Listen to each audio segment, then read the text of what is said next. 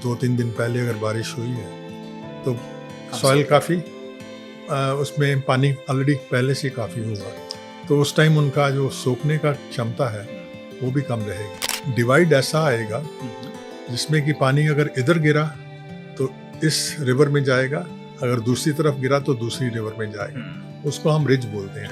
तो यमुना जो ही गंगा के साथ मिलेगी तो उसके नीचे वाला जो पॉइंट है उसमें दोनों का बेसिन अलग इकट्ठा हो जाएगा। हर छोटी रिवर का भी अपना बेसिन है और जो ये उनके बेसिन कंबाइन होते जाते हैं तो उसका रिवर का साइज बढ़ता जाता है। आपकी नजर में गंगा नदी क्या है और उसका भारत के लिए क्या महत्व है और क्या हम उस महत्व को आत्मसात कर पाते हैं? So, हमारी ये जो हिमालयन रिवर्स हैं, they are blessed and they have the water all throughout the year because उसमें पानी जो आता है, बारिश का पानी तो आता ही है, लेकिन ऊपर जो एरियाज हैं उसमें बारिश नहीं होती है, उसमें स्नोफॉल होती है।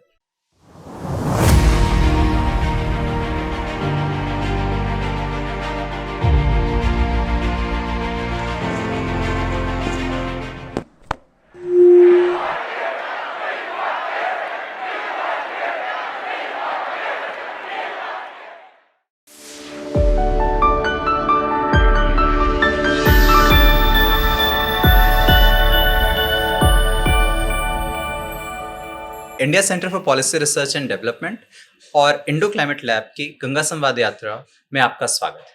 आज हमारे साथ प्रोफेसर ए.के. गोसाई जी मौजूद हैं।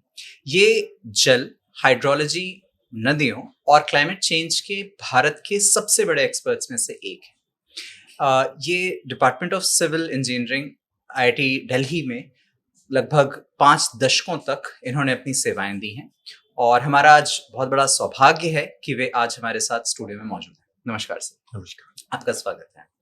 शुक्रिया सर, आपने नदियों पर जल को लेकर, चाहे वो ग्राउंड वाटर हो, रिवर बेसिन हो या किसी भी तरह के यूटिलाइजेशन की बात हो, चाहे जल के रिसोर्स के रूप में जब हम देखते हैं, उन पर आपने काफी काम किया है।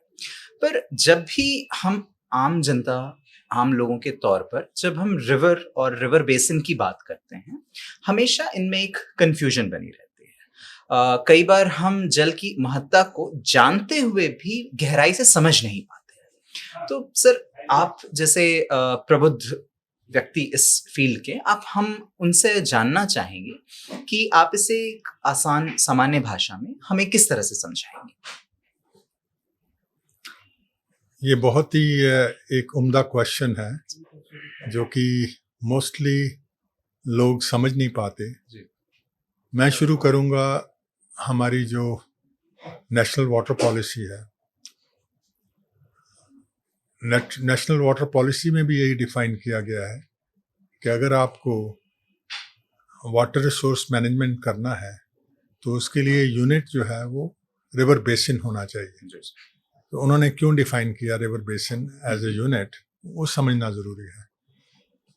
हम शुरू करते हैं कि जब बारिश आती है, हमारे तो मानसून बेस्ड कंट्री है, तो हमारा सारा का सारा पानी जो है इन 4-5 महीनों में आता है, मानसून के महीनों में।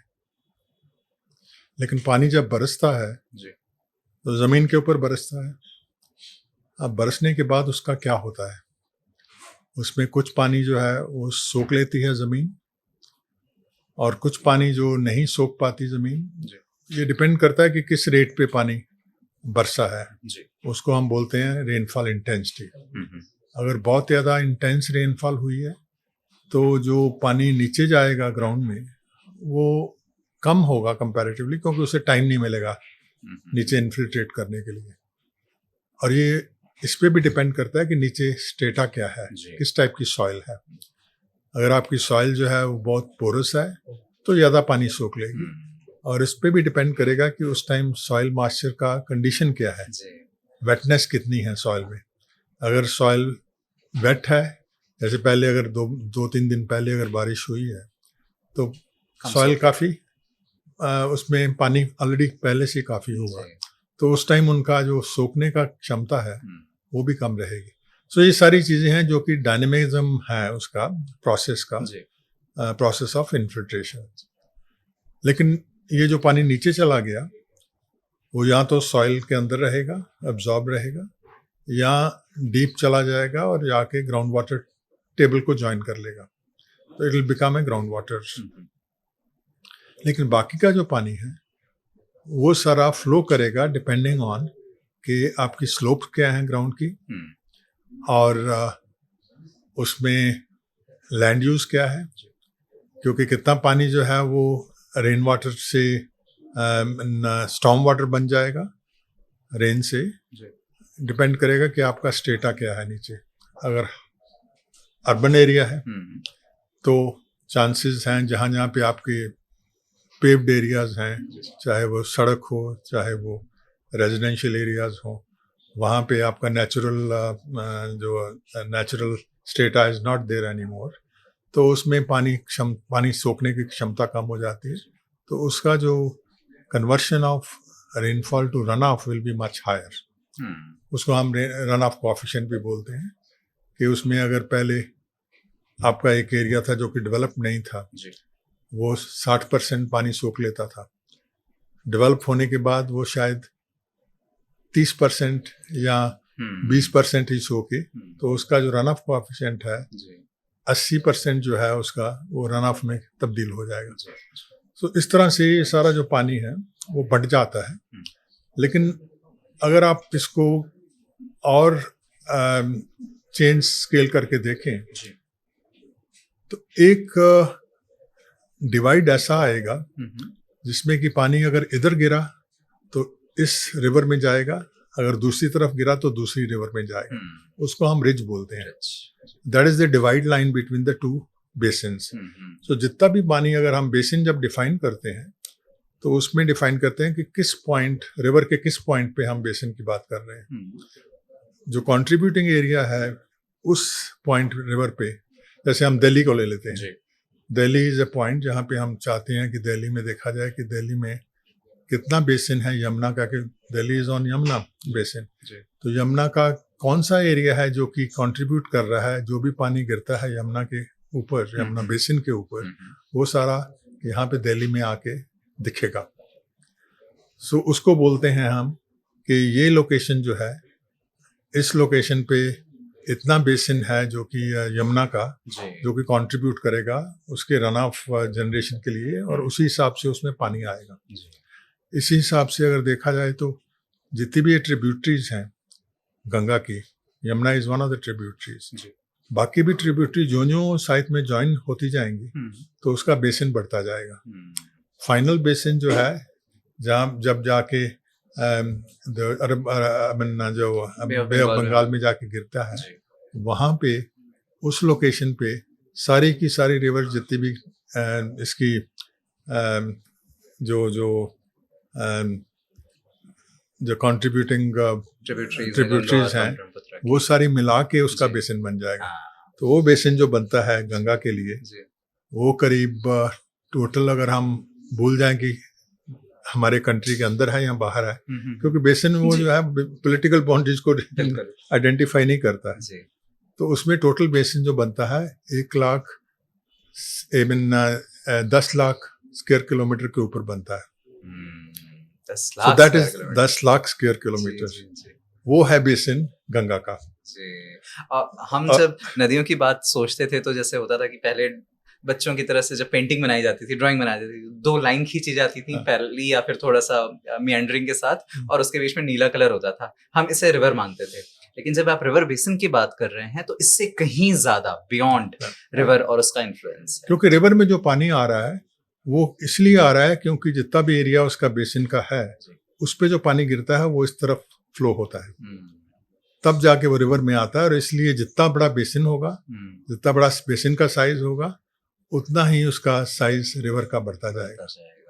तो जो आप, अगर आपने यमुना देखी है तो यमुना जो ही गंगा के साथ मिलेगी तो उसके नीचे वाला जो पॉइंट है उसमें दोनों का बेसिन एक अलग इकट्ठा हो जाएगा, और साथ में और भी जो नदियां आ रही हैं उधर नॉर्थ से, वो भी साथ में उसमें कंबाइन हो जाएंगी। तो इसलिए हर छोटी रिवर का भी अपना बेसिन है, और जो ये उनके बेसिन कंबाइन होते जाते हैं तो उसका रिवर का साइज बढ़ता जाता है।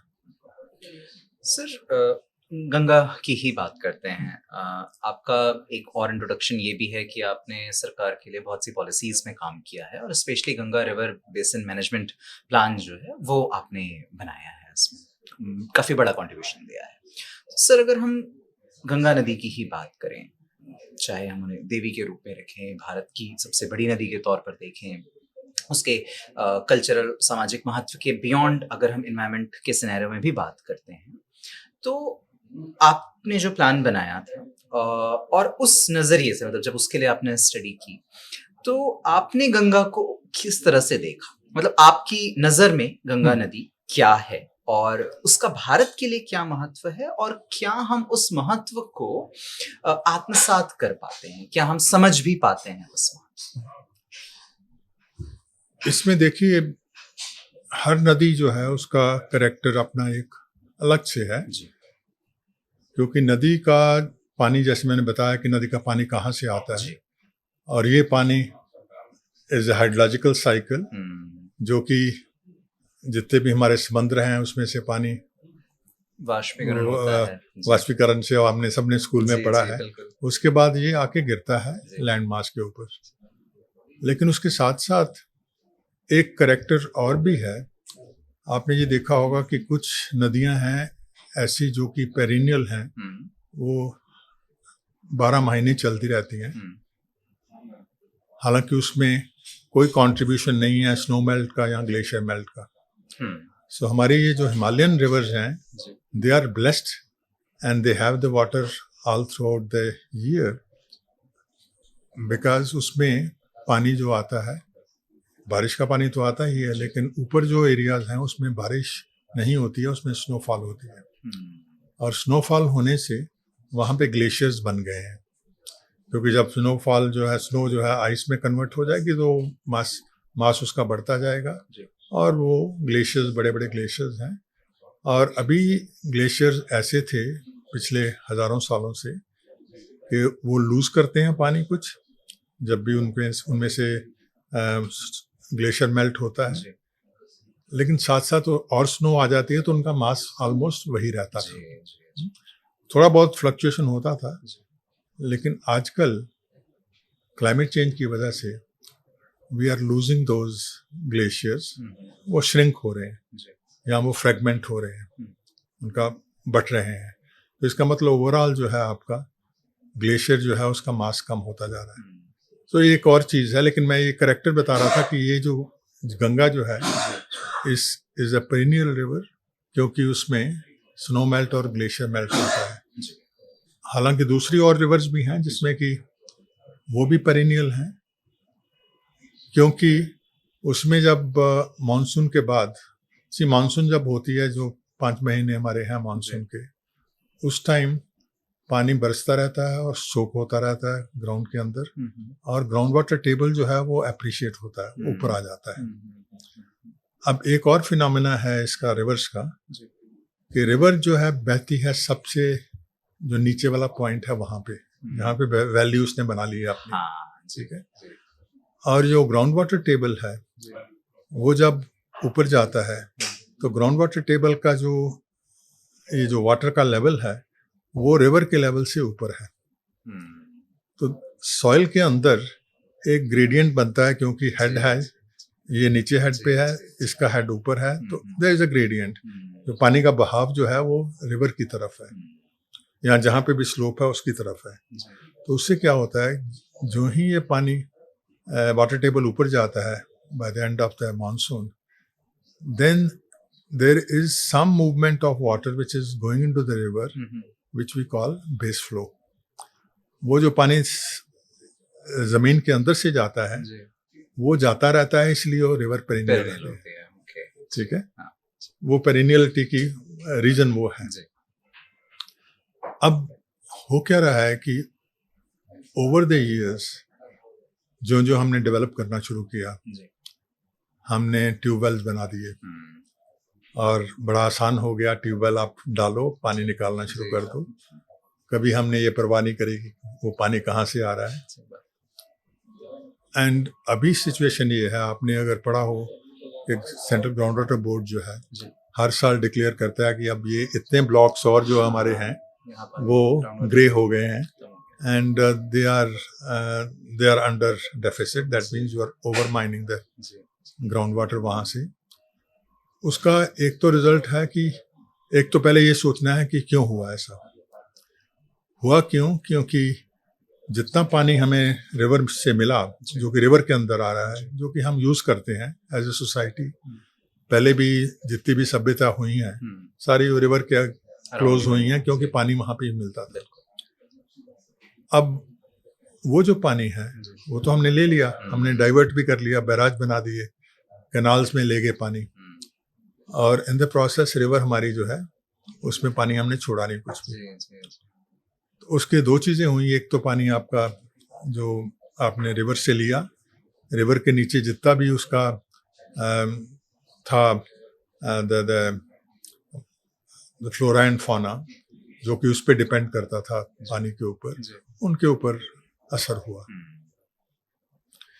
दूसरा और भी उसके असर हुए कि जो उसमें पानी के बहाव से जितना भी जिनका उनका हैबिटाट है स्पीशीज का, उनके ऊपर असर हुआ। तो वो तो एक चीज़ है। दूसरा ये हुआ कि हमने ये कभी नहीं देखा कि हम जो पानी यूज़ कर रहे हैं वो किस लिमिट तक यूज़ कर रहे हैं। और वहाँ पे आता है क्वेश्चन कि हर रिवर का अपना एक रिसोर्स अवेलेबिलिटी है कि कितना पानी सारा बह के अंदर रिवर में आएगा, और वो डिपेंड करता है कि रेनफॉल कितनी हुई, वो सारी चीज़ें हैं। लेकिन हर एक रिवर का अपना एक करैक्टर है कि कितना पानी उसके वो दे सकती है, वो हमें मालूम है। और अगर हम उसके जो यूटिलाइजेशन है पानी का उससे हम ऊपर ले जाते हैं तो इसका मतलब हमारी आमदनी कम है, खर्चा ज़्यादा हो गया। तो वो जो डिफिसिट है वो हमने लेना शुरू कर दिया ग्राउंड वाटर से। तो नाउ इफ यू सी के हमारा जो ग्राउंड वाटर टेबल नीचे जा रहा है, इसका मतलब हमारी डिमांड जो हम डाल रहे हैं उसके बेसिन के ऊपर, वो हमारी कंबाइंड डिमांड, चाहे वो इरिगेशन की डिमांड हो, डोमेस्टिक डिमांड हो या इंडस्ट्रियल डिमांड हो, कंबाइंड डिमांड हमारी जो है वो जितनी अवेलेबिलिटी है उससे बढ़ गई है। तो वो सस्टेनेबल नहीं है। तो इसलिए सबसे पहला अगर हम रिजुविनेशन की बात करते हैं तो सबसे पहला हमें काम ये करना है कि हमारी डिमांड जो है should be with in the availability. जैसे अगर हम राजस्थान का कोई अगर छोटा सा रिवर बेसिन ले लें तो उसमें तो पानी वैसे ही नहीं है। उसमें अगर हम ग्राउंड वाटर भी लेते जाएंगे तो जो भी उसमें पानी आता है कभी थोड़ा बहुत, वो भी सारा जो है वो ग्राउंड वाटर खींच लेगा। जैसे मैं भी आपको एग्जांपल दे रहा था कि अगर हमारा लेवल जो है यहाँ पे आ जाता है आफ्टर द मानसून, ये रिवर तो यहीं पे है, लेकिन अगर हम इसको एक्सप्लॉइट कर रहे हैं और इतना ज़्यादा नीचे ले जाते हैं ग्राउंड वाटर टेबल को कि ये यहाँ पहुँच गया, now there is a reversal of flow. The river से पानी जो है वो ग्राउंड वाटर में चला जाएगा। तो अभी जो है बहुत सारी हमारी रिवर्स जो हमने इसमें गंगा के केस में हमने शो किया है, क्योंकि जब हमने Ganga river basin management plan बनाया तो उसमें हमने मॉडलिंग करी, हाइड्रोलॉजिकल मॉडलिंग करी। अब आप मैं थोड़ा सा समझा दूं कि हाइड्रोलॉजिकल मॉडल क्या है। मैथमेटिकल फॉर्मुलेशन ऑफ कि जितने भी नेचुरल प्रोसेसेस हैं, चाहे वो इन्फिल्ट्रेशन का है, चाहे वो फ्लो का है, वो हम मैथमेटिकली उसको सिमुलेट करते हैं, बिकॉज वो डिपेंडेंट है ऑन थिंग्स लाइक रेनफॉल कितनी हुई, वो कैसे बटी, कितना पानी नीचे गया, कितना पानी सरफेस वाटर से इधर चला गया, एंड ये सारा डायनेमिक प्रोसेस है। तो इसलिए उसको सारे जितने भी प्रोसेसेस हैं हमारे फ्लो के या जो रिटेन करने के, इवेपोट्रांसपिरेशन के, all these natural processes have to be brought into the simulation model. तो अगर हम उसको फॉर्मुलेट कर लेते हैं, उसको हम प्रूव करते हैं फिर कि हमें मालूम है कि ये रेनफॉल हुई, हमारा करेक्टरिस्टिक्स हमें पता है बेसिन के क्या है, तो फिर हम जनरेट करते हैं कि अगर ये रेनफॉल हुई तो हमने मॉडल ने क्या जनरेट किया, उसमें हम क्रॉप्स भी साथ में ग्रो करते हैं कि ये वाला एरिया है, यहाँ पे हमने ये क्रॉप लगाई, इतना एरिया, उसमें हमने इरिगेट भी किया तो कितना पानी इरिगेट किया, सही बात। उससे भी थोड़ा इंड्यूस होगा रिचार्ज। तो ये सारी चीज़ें उसमें डाल के फिर हम एक चेक पॉइंट बनाते हैं कि यहाँ पे हमने फ्लो मेजरमेंट हुई है बाय सेंट्रल वाटर कमीशन और स्टेट वाटर रिसोर्स डिपार्टमेंट, तो उन्होंने फ्लो कितना बताया उस दिन का और मॉडल ने क्या दिया। अगर दोनों मैच कर रहे हैं दैट मीन्स हमने we have hit the jackpot, we are in a position to now simulate all the processes जो कि नेचुरल प्रोसेसेस हैं, एंड वो उसके बेसिस पे हम ये सारा काम कर सकते हैं। और उसके बेसिस से ये भी देख सकते हैं कि आपने अगर कोई चीज़ बनाई है, जैसे आपने एक रिजर्वायर बना दिया, डैम बना दिया, उसका असर क्या होगा नीचे। तो ये सारे हमने मॉडल जो है इसके लिए गंगा के लिए बनाया। उसमें साथ में हमने ग्राउंड वाटर मॉडल भी बनाया और उसमें हमने शोकेस किया कि कौन कौन सी स्ट्रेचेस हैं गंगा की which are losing water to the ground water, और हमने क्वांटिफाई करके दिया। तो उसका एक पब्लिकेशन है हमारा जो कि हमने उसमें डाला इंटरनेशनल जर्नल में। तो उस टाइम हमने बताया कि ये जो है आपका जो ग्राउंड वाटर माइनिंग हो रही है उसकी वजह से रिवर जो है वो लूज कर रही है करेक्टर अपना। तो आप अगर, क्योंकि उसके बाद फिर शुरू हुआ कि एनवायरमेंटल फ्लो बहुत ज़रूरी है। अब एनवायरमेंटल फ्लो क्या है? एनवायरमेंटल फ्लो ग्लोबली अब ये रिकग्नाइज हुआ है कि कुछ पानी जो है, जो वहाँ पे फ्लोरा फौना है जो कि डिपेंड करता है उसके ऊपर, पानी जो आपका वेटलैंड्स हैं या रिवर का पानी जो है उसमें कितनी बार वो ऊपर जाता है नीचे जाता है, because when more water comes उसके जो किनारे हैं वो भी साथ में वेट हो जाते हैं। तो they are all the habitat of species.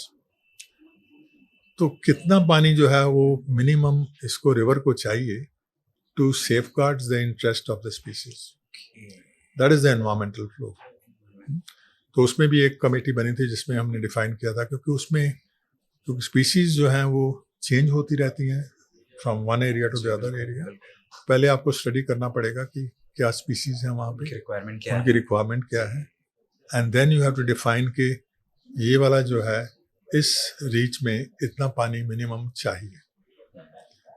So we had to start with, without the studies were not there, so we said that at least on the basis of कि पहले क्या होता था नेचुरल प्रोसेस सिस्टम में कितना पानी उसमें आता था। So we also used the modelling approach to define के नेचुरलाइज फ्लोज क्या थे आज से 50 साल, आज से अगर डेवलपमेंट नहीं होती, अगर हमने ये डाइवर्ट नहीं किया होता पानी, जैसे भीमगोड़ा में या उसमें यमुना में, गंगा कैनाल में या यमुना जो कैनाल्स हैं, तो तब फ्लो कितना होता रिवर में, that is the naturalised flow, और वी कैन आल्सो से उसको बोलते हैं वर्जिन फ्लो। तो जब हमने वो डिफाइन कर दिया तो आपको ये पता चल जाता है कि कितना मिनिमम फ्लो था उस टाइम, तो उतना at least that is your target कि इतना होना चाहिए था, बट उसमें से कितना दे सकते हैं वो डिफाइन किया जा सकता है। अब सिचुएशन ये है कि अगर फर्ज करो आपने कुछ हाथनी कुंड बैराज पे आपने जैसे डिसाइड किया कि 10 क्यूमेक्स हम छोड़ेंगे, that is the order of the supreme court. लेकिन अभी सिचुएशन ये है कि अगर वो छोड़ भी दिया जाता है तो पानी दिल्ली तक नहीं पहुंचेगा, क्योंकि रास्ते में ही द ग्राउंड वाटर टेबल इतना नीचे है कि वो सारा का सारा पानी जो है उधर चला जाएगा। तो इसलिए जब हम बात करते हैं अभी revival of our river basin, तो ये सारी स्टडीज बहुत ज़रूरी हैं। उसमें ये डिफाइन करना कि पहले ग्राउंड वाटर फ्लक्चुएशंस क्या थी, उनको उस लेवल पे लेके आना ताकि ये जो पानी जो मिलता था नदी को ग्राउंड वाटर टेबल के अप्रिसिएशन से वो मिलना चाहिए, और वो हमारा टारगेट होना चाहिए। उसके लिए क्या क्या करने की ज़रूरत है वो देखना ज़रूरी है।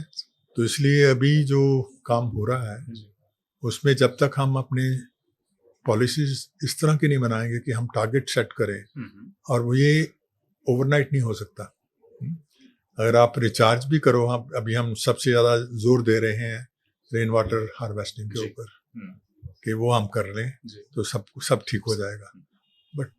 मैंने क्या देखा है जी, कि रेन वाटर हार्वेस्टिंग, अभी इंडस्ट्रीज भी हैं वो रेन वाटर हार्वेस्टिंग करती हैं अपने कंपाउंड में, कंपाउंड में, जी। उसके बाद कहते हैं ये तो मेरा पानी है। Hmm, now rain water harvesting is कोई ऐसा आप नहीं काम कर रहे जिससे आप प्रोड्यूस कर रहे हैं पानी। आप जो पानी आपने अभी रोक लिया जी, वो जी, कहीं और जा रहा था ठीक बात पहले, है, जी, ठीक है, तो आपने तो कुछ नहीं किया, आपने तो उल्टा जो है पानी जो पहले नीचे जा रहा था उसको कम कर दिया। हाँ, सो रेन वाटर हार्वेस्टिंग इज और द वाटरशेड मैनेजमेंट जो अप्रोच है, जी, मैं तो गवर्नमेंट को भी यही कहता रहता हूँ कि by doing the overdoing the watershed management we have created some problems. So you have to, क्योंकि वाटरशेड मैनेजमेंट में क्या करते हैं कि आप इंड्यूस करते हैं रिचार्ज, जी, ज़्यादा ज़्यादा पानी नीचे जाए। हम्म, उससे क्या है कि जो आपके नीचे वाले जो प्रोजेक्ट्स हैं, हम्म, जो कि एग्जिस्टिंग बड़े बड़े डैम्स हैं आपके पास, हम्म, जहाँ पे ये पानी पहले उधर जाता था वो उधर वो जाना सूख बंद हो रहे गया, हैं, उधर जी, जाना बंद हो गया, यहीं रुक गया है। हाँ, तो उसमें वो जो प्रोजेक्ट्स हैं वो सारे जो आपके दे आर इम्पैक्टेड। सो इसलिए वो जो rain water harvesting overdoing of that is, थोड़ा सा करो आप, जी, लेकिन आपको पहले एक ट्रेड ऑफ देखना पड़ेगा कि एक बेसिन में कितना रिचार्ज जो है वो किया जा सकता है, उससे बाद नहीं, हम्म, वहाँ पे बंद हो जाना चाहिए। जी, जी, सो वो उस टाइप की स्टडीज होना बहुत ज़रूरी है। और rain water harvesting is not the solution, क्योंकि जब तक आप अपनी डिमांड नहीं कम करोगे, मेन चीज़ जो है रिजुविनेशन के लिए जो चाहिए जी, वो डिमांड मैनेजमेंट है। डिमांड मैनेजमेंट का मतलब है कि आप अपनी वाटर यूज एफिशिएंसी बढ़ाइए, या तो दैट मीन्स अगर आपकी एक यूनिट में आपकी अभी क्रॉप तैयार हो रही है, अगर आप अपना मेथड ऑफ इरिगेशन चेंज कर लेते हैं तो आपका आधा यूनिट पानी चाहिए। जैसे आपका स्प्रिंकलर ड्रिप सिस्टम है, अभी हम फ्लडिंग करते हैं, तो फ्लडिंग में काफ़ी पानी जो है वो वेस्ट हो जाता है, इन द सेंस कि वो नीचे चला जाता है, या तो ग्राउंड वाटर में चला जाएगा या इवेपोरेट हो जाएगा। उसको रिसाइकल होने में टाइम तो लगेगा, उसमें यू हैव लॉस्ट, जब जो पानी आपका जो था, जी, जितना चाहिए था उससे आपने ज़्यादा यूज़ कर लिया। तो उसमें हमारी जो यूजुअल वाटर यूज एफिशिएंसी है एग्रीकल्चर की is around 30 to 35%, which can be taken to 65% easily by changing the method of irrigation. अगर आप वो कर लेते हैं तो आपका पानी तो वैसे ही डबल हो गया। बिल्कुल, बिल्कुल, that is the demand management. Right, right, similarly at the urban areas level, जहाँ पे हम जैसे दिल्ली है, दिल्ली में अगर हमारा पानी जो है we have around more than 1000 MLD जो कि हमारा यूज़ होता है, उसमें से 80% जो है वो सीवेज बन जाता है। तो उसको अगर हम सीवेज को ट्रीट करके अगर हम उसे रीयूज़ करें, जो कि बहुत सारे कंट्रीज कर रहे हैं, जी, तो आपकी डिमांड उतनी कम हो जाएगी। You will be using that for non portable purpose.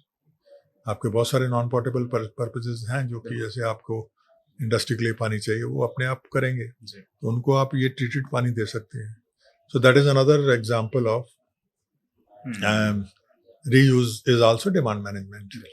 तो इस तरह के जो एक्शन है ना, सिमिलरली अगर आप एक बेसिन की बात कर रहे हैं कि कितना पानी है, अगर आपका पानी बहुत सारा जो है वो उन क्रॉप्स में जा रहा है जो कि वाटर इंटेंसिव है, जैसे शुगर केन है, पैडी है, तो उनका आप एरिया कम कर दीजिए। तो ये सारी जो है ना, ये सारी पॉलिसीज इश्यूज हैं, जी, उसमें इनको रेगुलेट करना ज़रूरी है। जब आप वो करेंगे तो आपका ग्राउंड वाटर जो आपने ग्राउंड वाटर यूज़ जो अभी कर रहे हैं वो कम होगा, तो अपने आप ग्राउंड वाटर एप्रिशिएट होगा। अभी क्या हो रहा है कि जैसे इंडस्ट्री कहती है कि मैंने इतना पानी जो है उसमें रिचार्ज किया है, जी, उससे डबल वो निकाल लेते हैं कि ये तो मेरा पानी था, सही बात, which is not there water. जी, सो आई फील कि हमारे जो implementation of the policies, formulation of the policies कि करना क्या है, उसके लिए डायग्नोसिस इज इम्पॉर्टेंट कि हेल्थ प्रेजेंट एक बेसिन की हेल्थ क्या है, both hydrological health, that means the quantity जितनी आ रही है उतनी जी, हम उसे ऐसे यूज़ कर रहे हैं कि we are not exceeding the availability, and the environmental health. Environmental health means जो हम वापस डाल रहे हैं पानी, हम गंदा तो नहीं डाल रहे, सो वो भी ज़रूरी है. इन दोनों को साथ लेके चलने से we can revive our systems in a very scientific manner and doing the monitoring and assessment साथ साथ कि हमने क्या किया, उसका रिजल्ट क्या निकला एंड लर्निंग फ्रॉम दैट. तो उसके लिए हमारे पास अभी आजकल the technology is so ripe कि we can make the digital twins which we have made for every basin. We already have the digital twins of every basin और उसको हम यूज़ कर रहे हैं. एक even doing the early warning system for the river basins. So we have a portal which can be used is a public domain portal which can be used by anybody. तो उसमें हर रोज़ हम simulate करते हैं कि rainfall forecast कितना दिया IMD ने, वो अगर if it comes true then कितना पानी आएगा in different parts of the basin at different locations of your choice.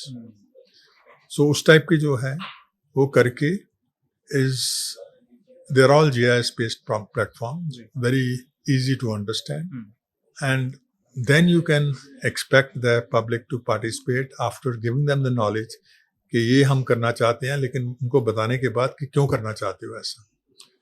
जब आप उनको बताओगे कि क्यों करना चाहते हो, they are convinced, then they will be good partners. अभी तो हम सिर्फ is more of a lip service कि हाँ भाई आप पार्टिसिपेट करो, तो लेकिन उनको पता नहीं कि पार्टिसिपेट किसके लिए करो. सर, जब गंगा संवाद यात्रा की हम बात कर रहे हैं, हम इसमें एग्जैक्टली ये चाहते हैं कि हम न सिर्फ गंगा के बारे में हर तरह के स्टेक होल्डर्स से बातचीत करें, जिसमें आपके जैसे एक्सपर्ट्स हो सकते हैं, पॉलिसी मेकर्स हैं, जो आम जनता है, उनसे बात करें, उनके नॉलेज को लें. और जैसा आपने बताया कि ये नॉलेज सभी के पास जाना चाहिए, और अगर वो एटलीस्ट नॉलेज से एम्पावर्ड होंगे तो वो ज़्यादा बेटर सिचुएशन में होंगे अपना कुछ भी कंट्रीब्यूशन देने के लिए, और एटलीस्ट इस चीज़ को समझने के लिए भी कि वो कंट्रीब्यूशन क्यों दिया जाना चाहिए, क्यों उसकी ज़रूरत है. तो जो हमने शुरू में महत्ता की, महत्व क्यों है उसकी बात की थी, तो उसके भी रीजंस यहाँ से निकल कर आते हैं. बिल्कुल सर. तो बिल्कुल आपसे इस बात पे एग्री करते हुए दो अलग अलग चीजें, अभी आपने GIS की बात की, तो सर आप थोड़ा हमारे दर्शकों को ये बताइए कि GIS सिस्टम स्पेशली हाइड्रोलॉजी के लिए, रिवर बेसिन मैनेजमेंट के लिए या रिसोर्स प्लानिंग के लिए किस तरह से काम करता है, और ये सैटेलाइट इमेजिंग की टेक्नोलॉजी एग्जैक्टली क्या है. अगर GIS बेसिकली टूल है which is geographic information system, and I can at least proudly say that I was the first one to introduce a course on GIS in 93 in IIT Long Delhi. back.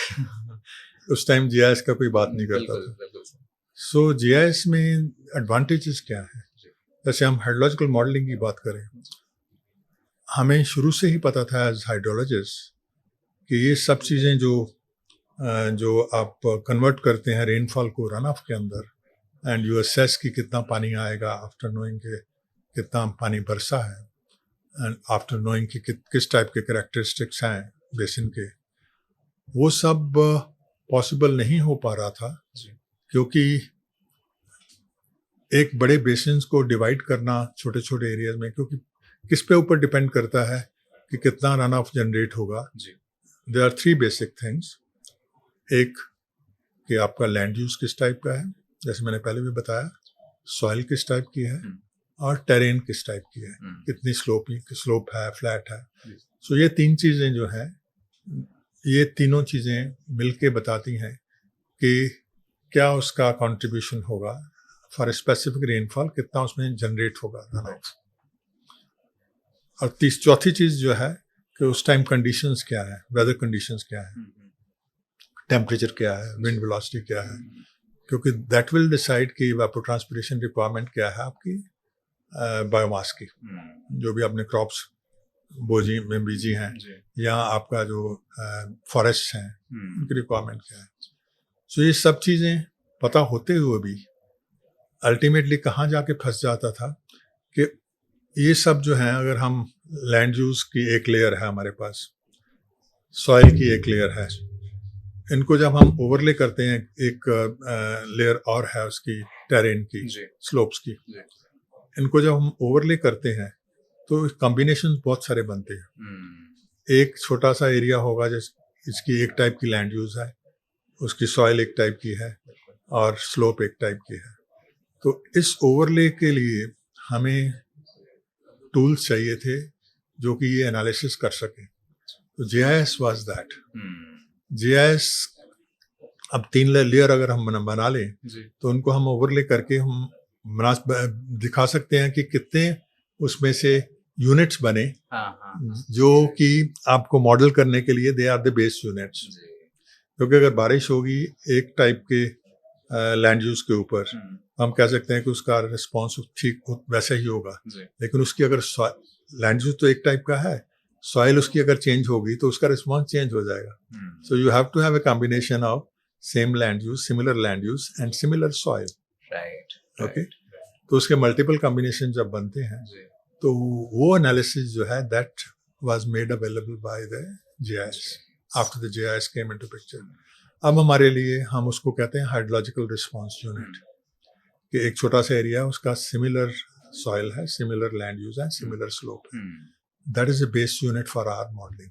ठीक है, तो उसको जब हम combine करते हैं, now all this is done and we can produce the results and take the उसका जो असर है इन सब चेंजेस का, which are the spatial variabilities, उसका हम उसके मॉडल के अंदर ला सकते हैं। हाँ सर, जिस मतलब आपने कहा कि टूल है, तो As a tool. ट्रू, बिल्कुल As a tool which is very good as a depiction tool also, क्योंकि लोग देख सकते हैं। सिमुलेशन आपको दिखता है कि ये मेरा जो है ये बाउंड्री है मेरे बेसिन की, ये मेरे सब बेसिन की बाउंड्री है, और विद इन ईच सब बेसिन ये एक छोटा सा टुकड़ा है जो कि हाइड्रोलॉजिकल रिस्पॉन्स यूनिट है, वो भी दिखता है। तो वो सारा कुछ मिला के the comprehension becomes much easier and you can then do many more things. आप जैसे ये देख सकते हैं कि लैंड यूज कैसे चेंज हुआ, उसका क्या इम्पैक्ट हुआ, all those things we are doing. Right. So, modern technology के बाद अगर हम ट्रेडिशनल नॉलेज की बात करते हैं, बिकॉज गंगा सदियों या हजारों सालों से भारत की एक तरह से जीवन रेखा रही है, लाइफलाइन रही है, और इसके अराउंड सिविलाइजेशंस, एम्पायर्स डेवलप हुए हैं। अगर हम उन ट्रेडिशनल नॉलेज की बात करें जो आम जनता के बीच में, अलग अलग वर्गों के बीच में, कम्युनिटीज के बीच में सदा से रहा है, आपने जब ये Ganga river basin management plan बनाया, तो इसमें क्या उन नॉलेज को, उस ज्ञान को आपने इनकॉर्पोरेट किया, या उनसे कुछ डिस्कशन हुआ और आपको कुछ यूनिक चीज उसमें कुछ समझ में आई जो आप शेयर करना चाहें? नहीं, उसमें जहाँ तक पोल्यूशन की बात है, traditional knowledge was there. We used to worship water. ठीक है, किसी भी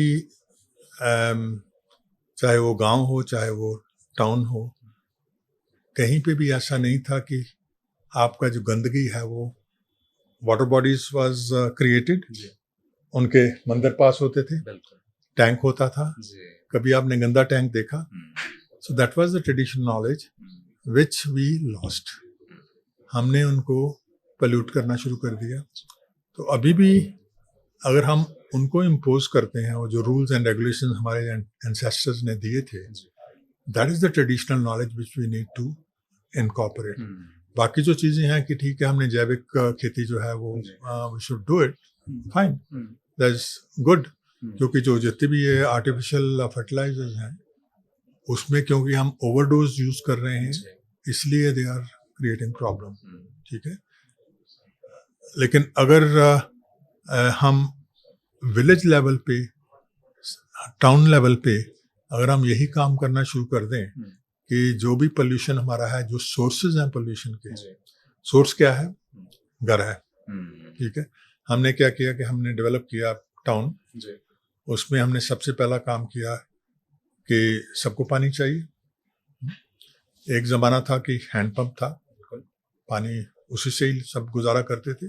यहाँ एक गली के अंदर एक वन टैप था जिसमें कि सब लोग अपना पानी ले लेते थे।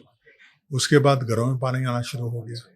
तो सबसे बड़ी जो गलती हमने करी कि जब हमने घरों में पानी दिया, उसके साथ साथ टॉयलेट्स घरों के अंदर आ गए और टॉयलेट्स में से सीवेज जाना शुरू हो गया, वेस्ट वाटर जाना शुरू हो गया।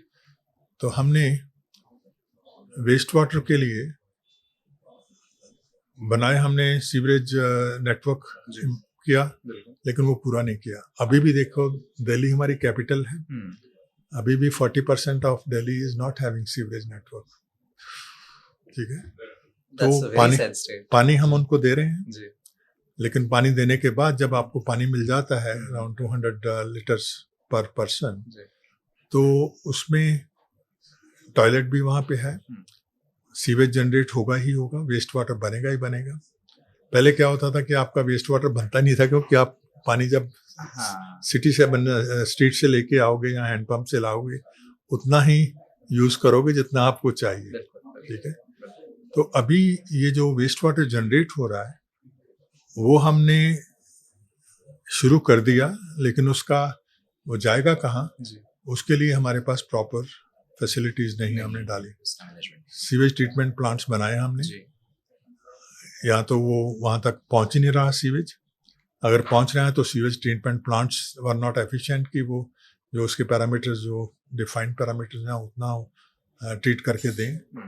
सो in the process and over and above that, बहुत से ऐसे इलाके हैं हर शहर में जहाँ पे कि आपकी अनऑथराइज कंस्ट्रक्शन है, अनऑथराइज कॉलोनीज हैं, वी नो दैट, उनको भी पानी दे रहे हैं, तो उनके पास तो टॉयलेट भी नहीं है, तो वो कहाँ जा रहा है, क्योंकि जितने भी अनऑथराइज कॉलोनीज हैं आपने देखा होगा कि वो किसी ना किसी ड्रेन के पास होंगी या किसी वाटर बॉडी के पास होंगी, तो उनका सारा सीवेज जो है उसके अंदर जा रहा है। सो जब ये होगा तो फाइनली अगर आप कहो कि मैं जब यमुना के अंदर जो ही वो गिरेगा ड्रेन से, जो जिस ये ड्रेन जो कैरी कर रही है सारा सीवेज, तब मैं उसको ट्रीट करूंगा, तो इसका मतलब है कि हम ये कह रहे हैं कि सिटी के अंदर जो भी हो रहा है वो ठीक है, सिर्फ यमुना को हमें क्लीन करना है, जो गलत बात है। वही चीज ये जो 2015 का एनजीटी का ऑर्डर है, जिसमें कि I was also involved indirectly as a technical person, तो उसमें हमने उस टाइम यही दिया था कि आपको आइडेंटिफाई करने हैं कि सोर्सेज क्या हैं उसके सीवेज के, कहाँ से सीवेज आ रही है, क्यों हमारी सारी ड्रेन्स दिल्ली की जो है, Delhi has around 201 natural segments of natural drains, जो कि आप किसी से भी पूछोगे सिर्फ कहते हैं 22 हैं, which are the final pour points into Yamuna, but each pour point has its own network. तो ये जितने भी नेचुरल ड्रेन्स हैं, हमने उनको, AECOM was the company which was helping DJB to formulate the sewerage master plan. DJB is Delhi Jal Board. Delhi जल board, उन्होंने कहा कि ये 20 साल लगेंगे, ये 2014 की बात है। Then Justice Satendra Kumar said, can you call them to IIT and have a meeting with them and find out why they are saying so. मैंने उनसे पूछा, मैंने कहा कि 20 साल क्यों बोल रहे हो आप? 20 साल का मतलब कि आपका जो प्लान कर रहे हो उसके आगे निकल जाएगा, that is not acceptable to any society. तो उन्होंने कहा कि नहीं, यहाँ पे 1500 अनऑथराइज कॉलोनीज हैं, उनके अंदर सीवर लाइन डालना बहुत मुश्किल है, तो is not going to be possible. So मैंने कहा ठीक है, let's give you a revised objective. Every unauthorized colony is a compact area. Okay? And whatever, because they are being given water, so उनका जो waste water है, that must be flowing, I mean, that is flowing under gravity through the drains which वो बनाई है उन्होंने अंदर, और ultimately will be coming out from 1 or 2 locations at the most, not more than that.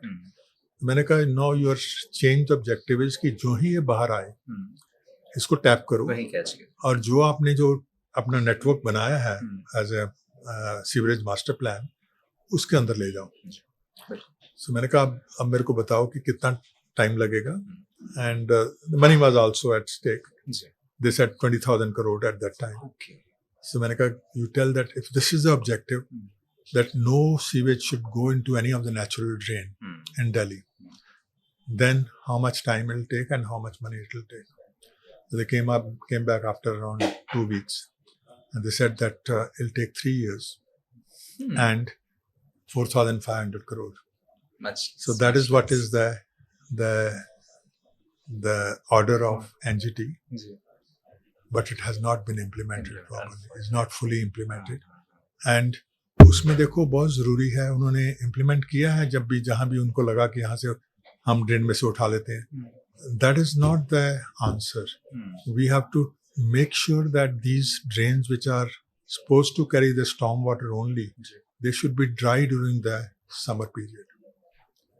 Only then you can clean them properly. Your flooding will be taken care of, and you won't be having a situation that they are running with the sewage all throughout the year. If that is implemented, and that is implementable. And the same thing has to be done for every city in the country. And if you do that, I can guarantee you that all the pollution problem of the rivers can be taken care of. Okay, that's very interesting. और मतलब ये है कि इसके लिए already plan मौजूद है. हम अगर प्रॉपर्ली इसे इम्प्लीमेंट करें तो आप कह रहे हैं कि दिल्ली में एटलीस्ट 3 साल, हम 5 साल भी अगर लें तो उसमें वो इम्प्लीमेंट किया जा सकता है. तो आई थिंक क्योंकि देखो अगर ये क्लीन हो जाती है, जी then Yamuna is automatically clean. बिल्कुल बिल्कुल. उसमें तो आपको कुछ करना नहीं पड़ेगा. So unless you trap the sources. और हमने ये भी उनको बताया है, ये जो मैं एक प्रोजेक्ट की बात अभी हमने एक प्रोजेक्ट किया for water security of Delhi. उसमें हमने for the area which is where we are situated, the IIT campus is situated, is called Barapullah basin. तो उसमें हमने शो किया था कि आपको सारी ड्रेन्स पहले आपको देखना पड़ेगा कि कौन सी ड्रेन्स हैं which need attention, which are carrying more sewage. तो हमने उनको एक प्रोसीजर बताया. We took the samples from all these drains which are within the Barapulla basin, and identified which are the ones which are hotspots. So that means you have reduced your area of inspection to almost 1/10 of the basin area, and now you can go into that and see that which are the sources within that area. So likewise, and that's where you can involve the local people, because it's for their betterment.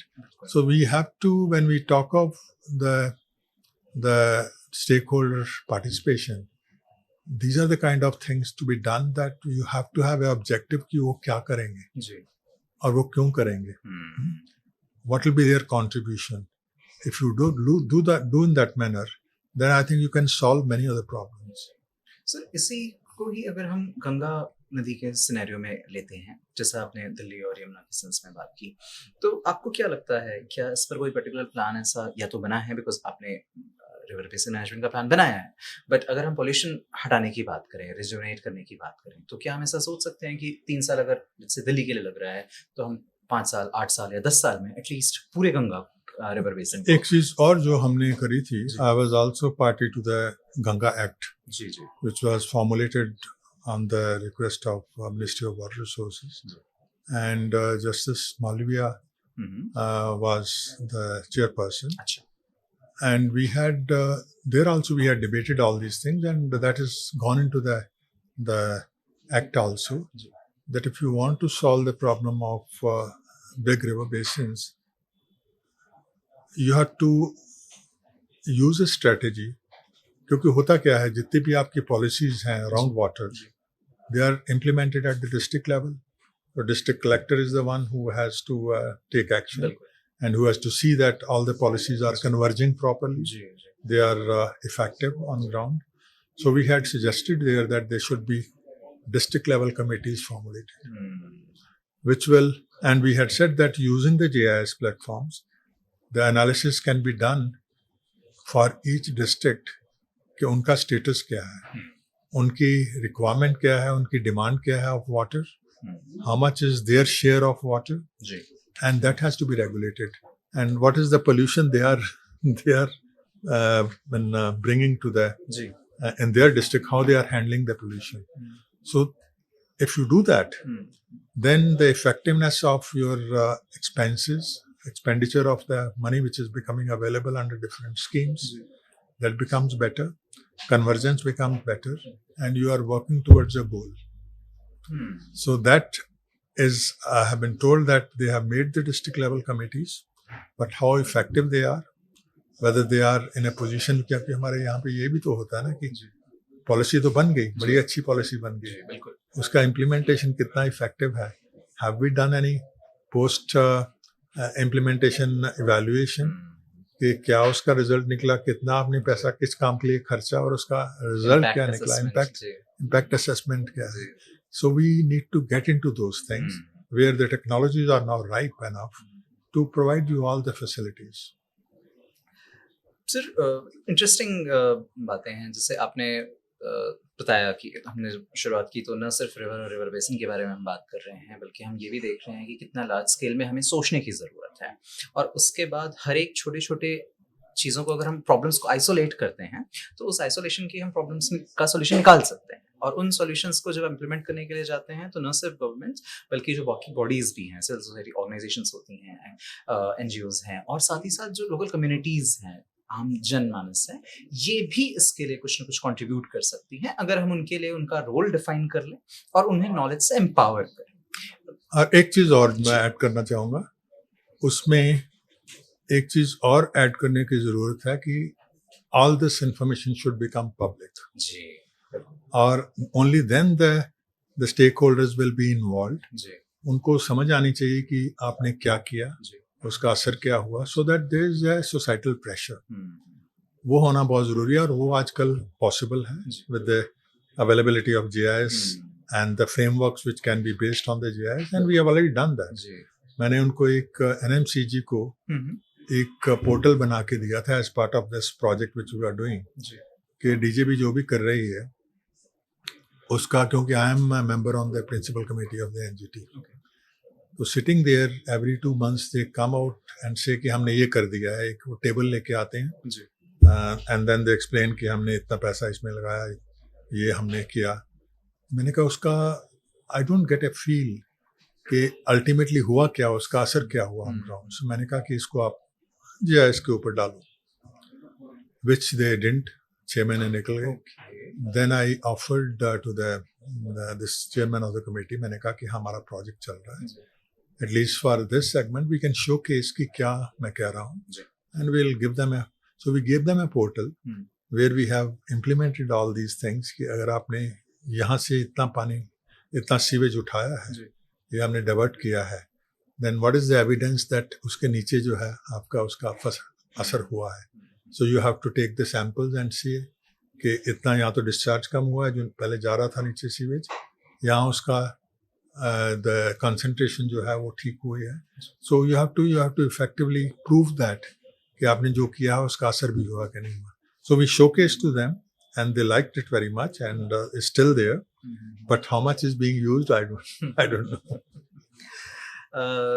Sir आपका बहुत बहुत धन्यवाद इस पूरी सिर्फ hydrology reverse के नहीं बल्कि इसके बियॉन्ड बहुत सारी चीज़ों पर बात करने के लिए, और साथ ही ये भी बताने के लिए किस तरह से स्टेक होल्डर्स का इसमें काफ़ी सिग्निफिकेंट रोल है. और जब हम गंगा संवाद यात्रा की बात कर रहे हैं तो हम यही चाह रहे हैं कि न सिर्फ पॉलिसी मेकर्स जिसमें आप जैसे एक्सपर्ट्स भी इंक्लूडेड हैं, जिसमें ब्यूरोक्रेट्स और पॉलिटिशियंस भी इंक्लूडेड होंगे, कि वो कैसे गंगा को पॉल्यूशन फ्री करने के लिए, रिजुविनेट करने के लिए, और जो लाइफलाइन है, जीवन रेखा है, उसे और बेहतर बनाने के लिए प्रयासरत हों और सभी उसमें अपना अपना योगदान दे सकें. The answer is, I think I'll just like to add one thing, that when we talk of river basin, the whole thing has to be divided into small components. The village is the area which is under the district, or district can be further divided because the district collector will be having so many blocks coming under him. So the areas have to be seen, because when you do the aggregation आपको पता नहीं चलता कि क्या हुआ उसका, आपको micro level पे जाना पड़ेगा, and these things have to be proved at that level कि हमने अपना अपना काम सबने कर दिया. और अगर सब लोग अपना मिलके काम करेंगे विद अ डायरेक्टिव कि क्या करना है उनको, with a very clear understanding which is based on the scientific analysis, I am certain that we can overcome all these issues which we are grappling with for the last many years. Hopefully जो आप कह रहे हैं बिल्कुल ये चीज़ इस तरह से हो और जल्दी से जल्दी हो, ज़्यादा इफेक्टिव तरीके से हो। प्रोफेसर इके गोसाई, आप हमारे साथ आपने बातचीत की, चर्चा की, इसके लिए आपका बहुत-बहुत धन्यवाद। अगर शुक्रिया। मौका मिला तो हम फिर आपसे कभी इस बारे में और डिटेल में सर्टनली चर्चा यू आर करेंगे। वेलकम, कभी भी आप आना चाहो जी, आप आईआईटी में आइए, हम जी, हम जहाँ पे बैठते हैं जी, आपको और भी चीज़ें दिखाएंगे जो हम कर रहे हैं, बिल्कुल। क्योंकि बहुत अब बातचीत में तो सारा नहीं जी, पता चल ऑब्वियसली। सकता, तो लेकिन देखने से आप जब देखोगे खुद, उसके बाद आप रियलाइज कर पाओगे कि उनका क्या असर हो सकता है राइट सर, और उनका कैसे फ़ायदा उठाया जा सकता है। Right sir. Thank thank you you. So much. Thank you. आप सभी का भी बहुत-बहुत धन्यवाद इस पॉडकास्ट में हमसे जुड़ने के लिए। नमस्कार।